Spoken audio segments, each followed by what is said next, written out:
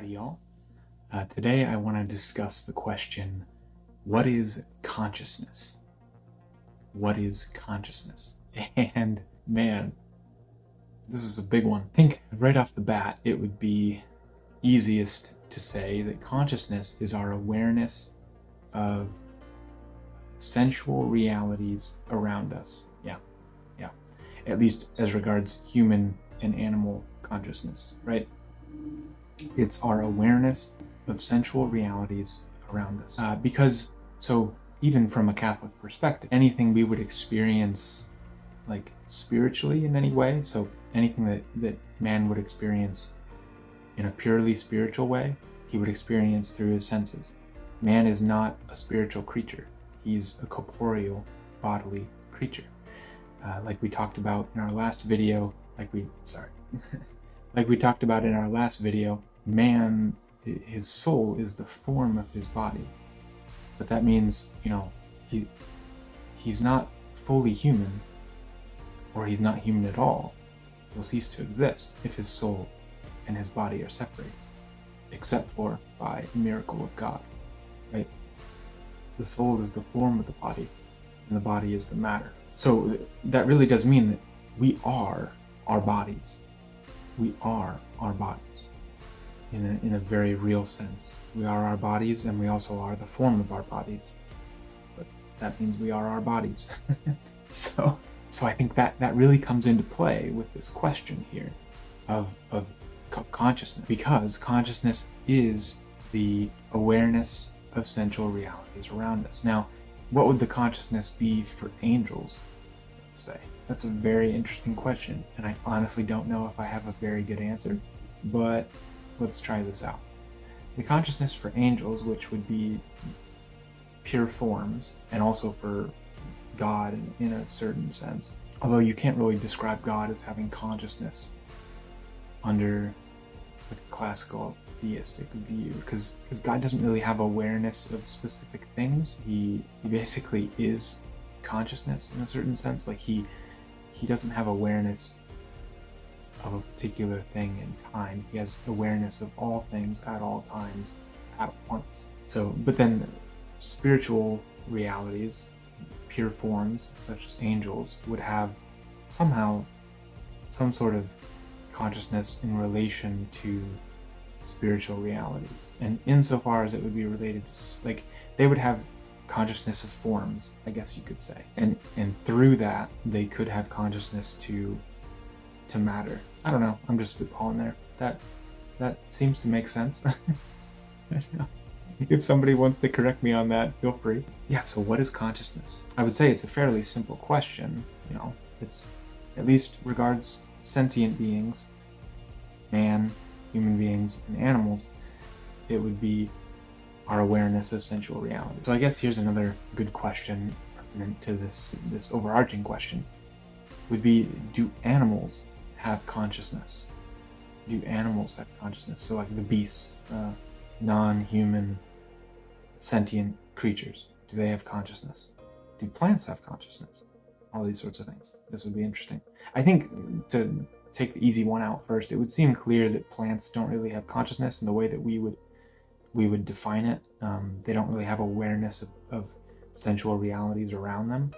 They can interact in certain ways. Some plants can interact in certain ways with the sensual realities. And I want to actually know all plants can interact with sensual realities, but it wouldn't seem that they have any sort of awareness of their acting in relation to other realities. Now, animals, the beasts, do they have consciousness? And I think, at least from a Christian perspective, there have been a lot of different answers to this question. And the one that I would take, or at least see most plausible at this time, would be that yes, animals do have consciousness in a certain sense, or at least higher order animals have consciousness in a certain sense. Let's take, a dog, for example. People have a lot of familiarity with dogs generally. Dogs do have awareness of the sensual realities around them. Okay. I mean, you just know that by experience. So do most higher order animals. have awareness of things around them. They interact with the things around them. Even worms, they interact with the things around them. They respond to stimuli. In that sense, they are conscious beings, right? But is there a difference here between, are there like multiple levels of consciousness? Is there a consciousness where we have awareness of physical realities around us? That would be one level of consciousness. Is there another level of consciousness that brings into the formula the awareness of non-sensual realities, so abstract realities, what generally people will call spiritual realities? Okay, but I like using the term abstract realities because I think that makes more sense to both theists and non-theists. And a lot of times when we hear the word spiritual today, we think like some substance floating out there, some sort of orb or something. If you've ever seen the movie Soul, the Disney movie, that's how we usually will think of spiritual realities. Is there some sort of like orb thing that floats around and it's like a ghost, you know? But that's not a very philosophically rigorous view of what spiritual realities would be. What I would consider a philosophically rigorous view of spirituality would be, spiritual realities would be that they are pure forms, and which would be abstract realities, abstract thought. So, like for example, I can think of a unicorn. That's an abstract thing, kind of. It doesn't exist, but it's not purely abstract because I'm just making it's like an amalgamation of a horse and whatever form comes from, like a narwhal or something. That's just an amalgamation within my imagination, the same way I can think of a chimera.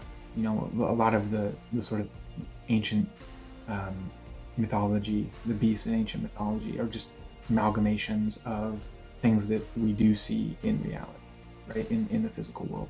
But there are, so those would be like quasi-abstract thoughts, where they're abstract in the sense that you're just combining two things that exist in physical reality to be something that doesn't exist in physical reality, right? And you're doing that in your head. But there is the very interesting thing, perception, that human beings have the ability to think purely abstractly.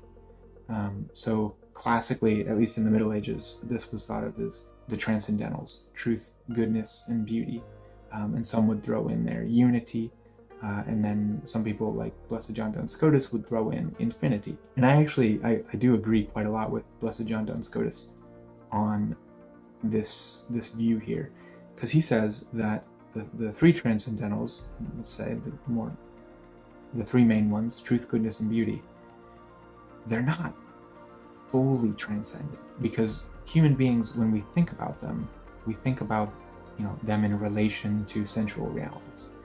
When I think about truth, I think, you know, maybe an interaction I've had with someone who has told me some sort of truth. When I think of goodness, I think of what someone has done for me, right, that was really good or kind. And then when I think of beauty, I think of the beautiful things that I see around me. Beauty specifically is attached to physical reality, right? I think one of the definitions of these three things is truth is reality as it's made known to our minds. Goodness is reality as it's made known to our hearts, or that sort of moral center of us. And then beauty is reality as it's made known to our senses.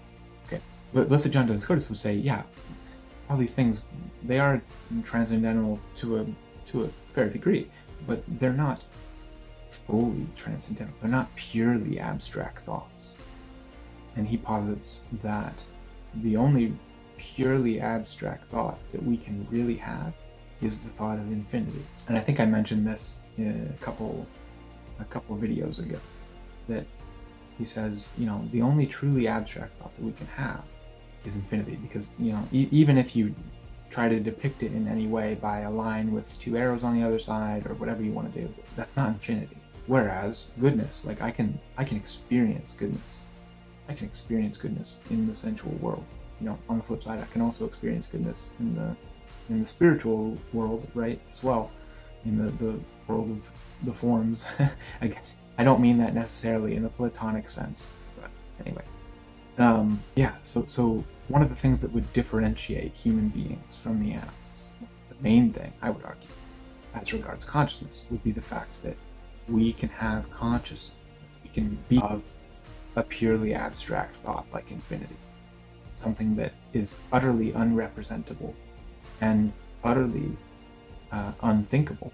It's impossible to grasp infinity, and meaning here like an eternal type of infinity where it goes forever both ways, right? Or in all directions. If you think in 3D space, you would think of an infinite cloud of points, or an infinite sphere, right? Yeah, so we can't even conceptualize that, because as soon as I say the word sphere or cloud of points, it's no longer infinite, right? But we can kind of jump towards it. It's like a little kid who's trying to jump towards something on the counter. Like, he can't quite reach it, but he can get kind of close.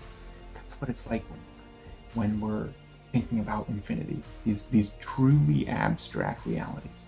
And I would argue that it's quite clear just from experience that animals, even the highest order animals, like chimpanzees, are not able to think about those sorts of purely abstract realities. So yeah, what is consciousness?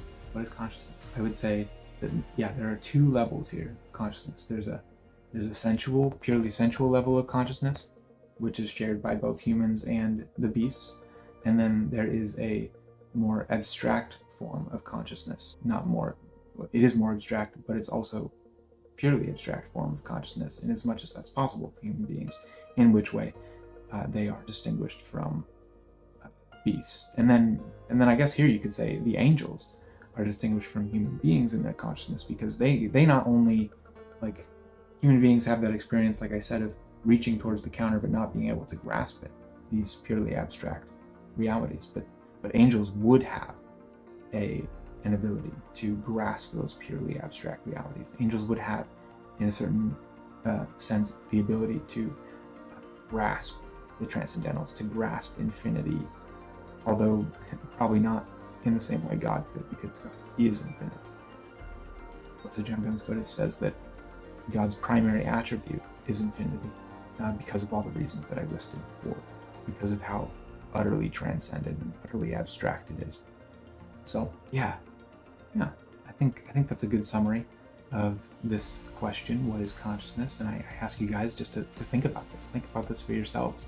What is consciousness? Does that question mean to you? What would be the answers that you would give for that question? Yeah, feel free to post in the comments any answers you would have, any questions you have, and I will do my best to reply. Yeah, so feel free to continue listening to the Catholicism in the Car podcast virtually on any podcast sites you can think of, except SoundCloud. And I don't know why that still makes me laugh, but it does. And then also on YouTube here. I also have a Facebook page, Twitter page at PZ Catechesis. My Facebook page is Catholicism in the Car. Yeah, so feel free to follow those. Subscribe. Please subscribe to the YouTube channel. Like videos. Do whatever people do. So